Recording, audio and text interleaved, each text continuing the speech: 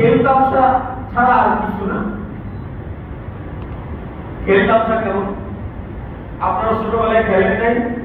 বিকালবেলা হইলে ঘর বানাইছেন, গরু বাঁধছেন, ছাগল বাঁধছেন, হ্যাঁ, বালু দিয়ে ভাত রান্না করছেন, পিঁপড়ার মাটি দিয়ে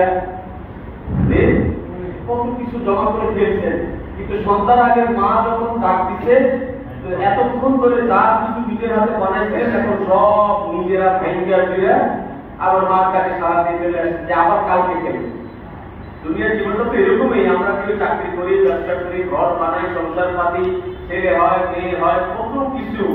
কিন্তু যখন আল্লাহ আমাদেরকে ডাকবে, এগুলো সব নিজের হাতে করা সব কিছু ফলায় রেখা আল্লাহ তাকে সারা দিয়ে আমাদেরকে এই দুনিয়া থেকে চলে যেতে। ওই বাচ্চাদের খেলার মতোই তো হলো। এটা একটা ধোকার জায়গা, এখানে এত দিন লাগানো যাবে না। আল্লাহ নবীকে সতর্ক করে বলতেছেন, নবী দুনিয়াতে আপনি যার সাথেই দিল লাগান না কেন, তার থেকে আপনাকে জুদা করা হবে, আপনাকে আলাদা করা হবে। আপনি এই দুনিয়াকে যত মহব্বত করেন না কেন, এই দুনিয়া আপনাকে ছাড়তে হবে।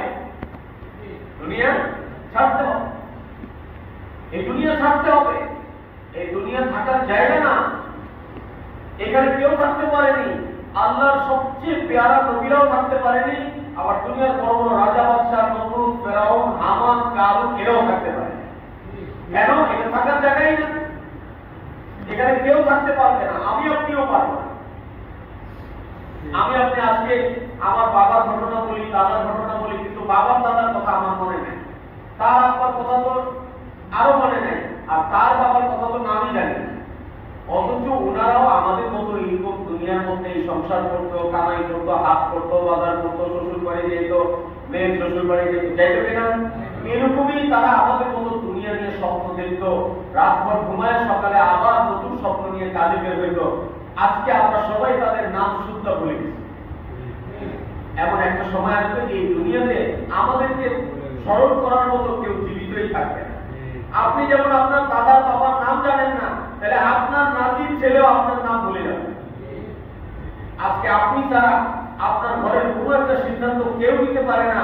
কালে এমন সময় আসবে যে আপনাকে খবরে রেখে আসা হবে, দুনিয়ার কোনো কাজের জন্য আপনাকে জিজ্ঞাসা করা কেউ জরুরি মনে করবে না, আপনার কাছেও কেউ যাবে।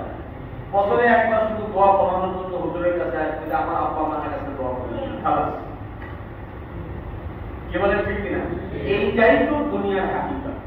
এই জন্য আল্লাহ আমাদেরকে তৌফিক দান করে, আমাদেরকে আমরা যে কোরআনের মজমায় বুঝতে পারলাম, এইটাকে আমরা গনিমত মনে করি, এটাকে আমরা সম্পদ মনে করি, এবং কোরআনের মজমা থেকে আমরা যে ভালো কথাগুলো শিখি সেটাকে আমরা আমাদের বাস্তব জীবনে আমল করার নিয়ম করি।